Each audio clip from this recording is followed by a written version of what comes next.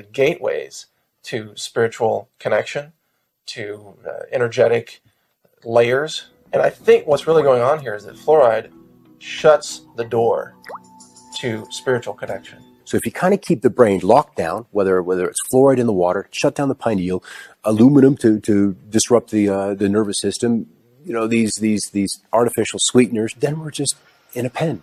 We clearly are not as aware as we could be of our potential and are not living a life that probably is as healing or as generous or as nurturing as we're capable of doing. This is why you get so many people today who are somehow convinced, and mainstream science is teaching this, that you are nothing but a biological skin bag, and that you do not have any existence beyond the physical. You have no consciousness, you have no spirit, no free will, and when you die, you're dead and gone, and that's permanent.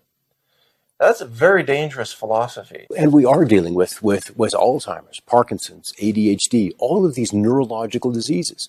And so I think there's a concerted effort to dumb down the population so that when they figure these things out, they're paralyzed and don't know what to do, don't know how to respond, or simply can't grasp the concept that it is happening, which is the bigger picture. Despite exposure to toxins in our environment and various chemicals in our heavily processed diets, humanity is still awakening.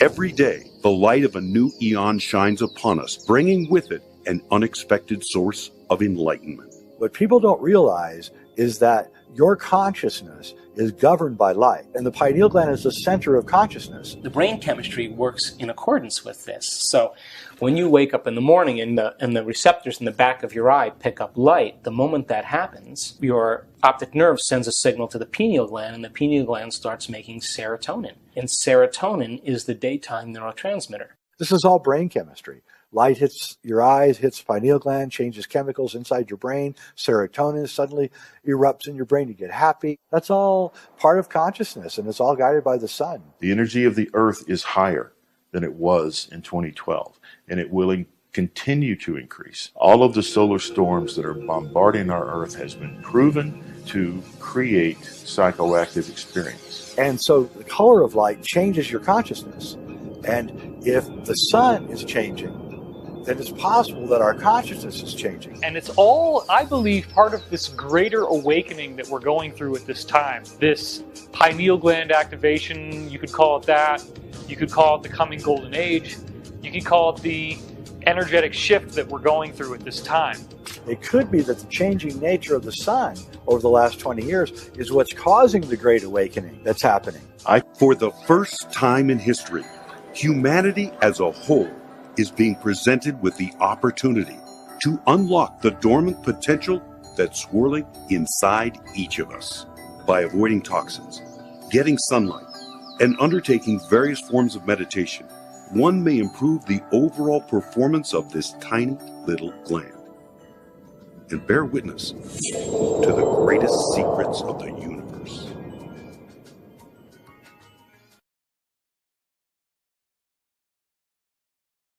It was 32 years ago that I first got into this field. How did I get into this field?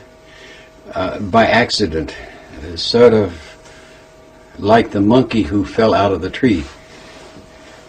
My company, which I had at the time, was involved up until 1956 in very extensive network radio programs, which means dramatic programs for radio nationwide and overseas.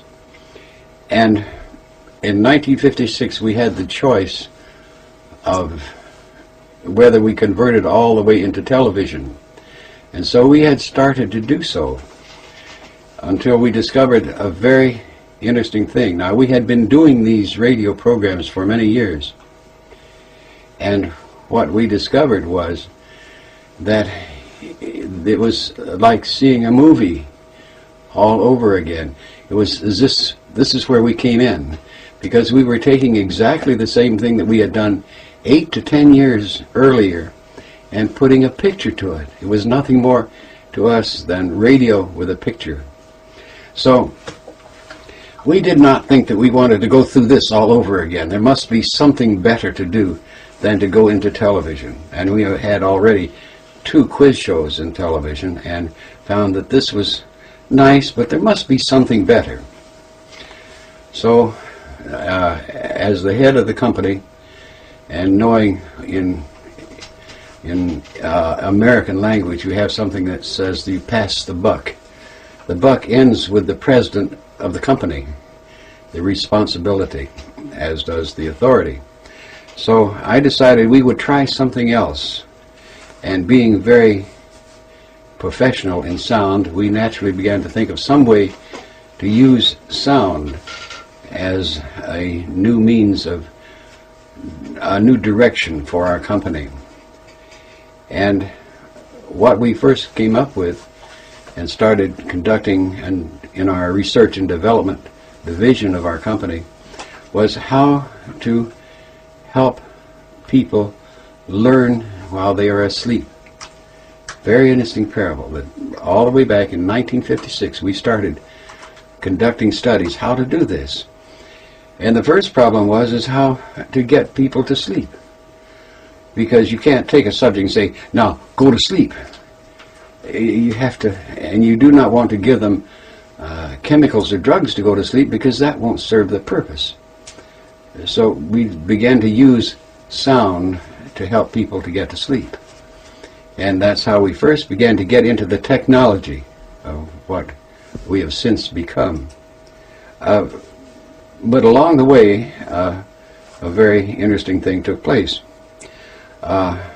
In that research pattern, I was the chief subject because I demanded it, because I was very curious. So as the chief subject in all of these patterns of finding ways to help people go to sleep by sound use,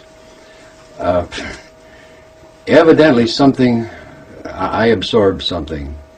Because in 1958 then, I had this great, frightening, terrifying change take place in my life.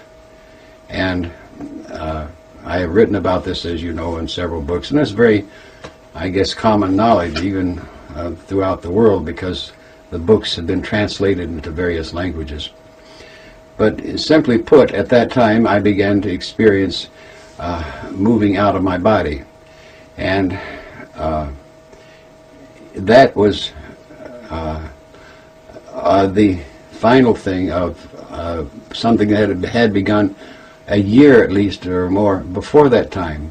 I began to have, quote, dreams about, and I was an airplane pilot, so you can understand how that would take place.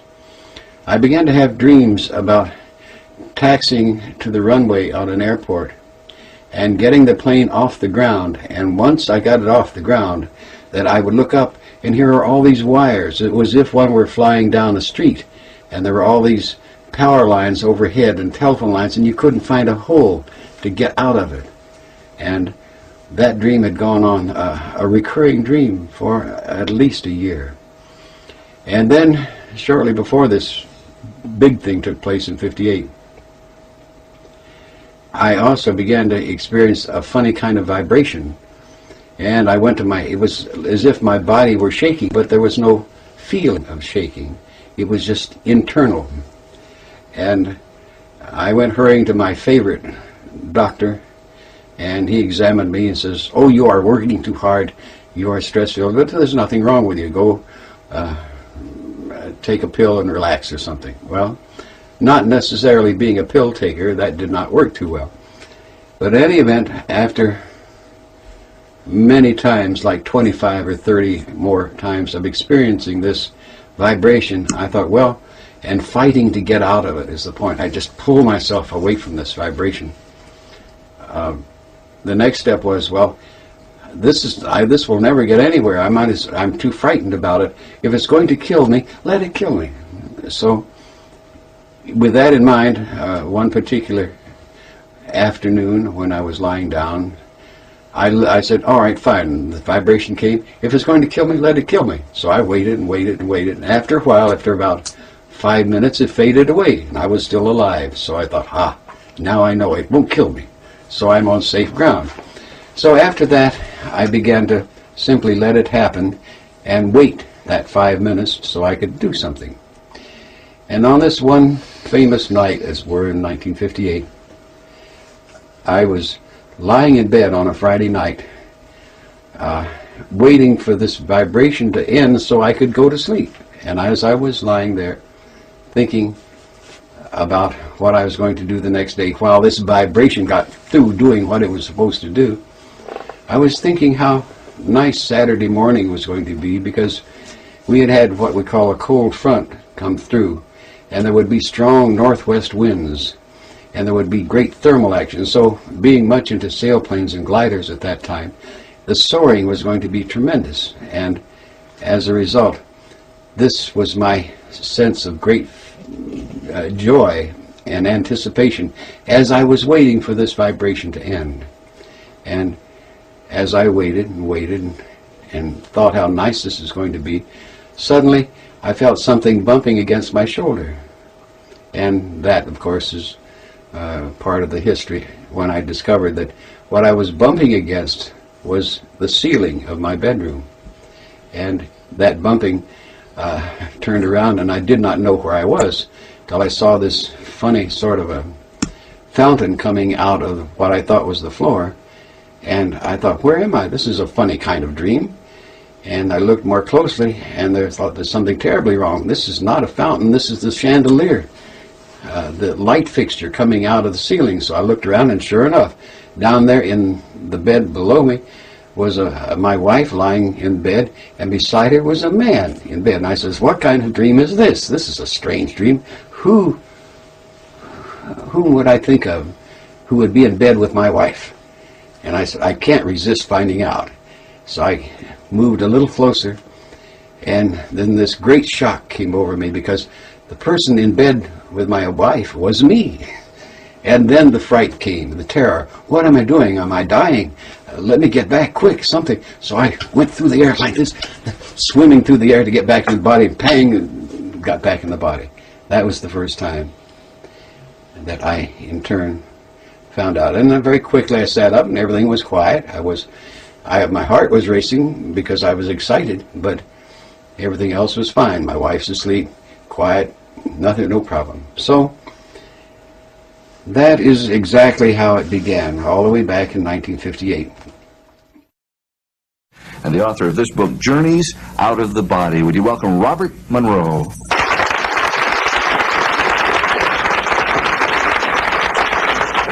It is indeed a problem. How does one follow from body to out of body? What is an out of body experience? Well, an out of body experience is a state of being, a state of awareness, a state of action, separate and apart from the physical body. About 25% of the population throughout the world, I guess, has this spontaneously take place that they're aware of at least once in their lifetime. No, what happens? What happens? Well, what happens is that you as an individual suddenly find yourself, for one reason or another, apart from your physical body, and yet you can think, you can be, you can act, but your physical body is in some other location. It may be only 2 inches away or 2,000 miles away. Now, we've heard about people who have supposedly died and then have come back to life. That is also an out-of-body experience? That is indeed an out-of-body. It's a rather extreme way. You believe in that, then? Oh, yes. So in other words, if someone's in an awful automobile accident, and the next thing they know, they're kind of floating above it, watching... That's what we mean by a spontaneous one, as it were. And it is very, very common. And also, a very important thing is that everyone does this. The fact that you do not remember it does not infer that it does not happen. For example, during what we call delta sleep at night, which everyone goes through, is quite probably, according to our researches, the time when everyone goes into this out-of-body state. You don't remember it, but it does take place.